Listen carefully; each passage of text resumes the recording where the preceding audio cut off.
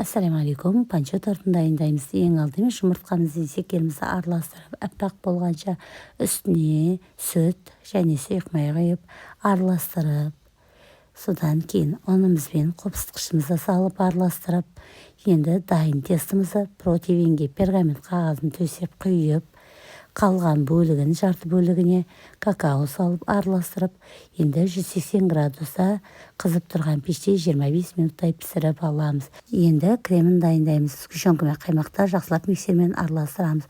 Енді осылай коржымызды домалақ бөлікке бөліп, қалғанын төрт пішті бөлікке бөліп, осылай кремін жағып, бетіне үстіне сала бересіздер.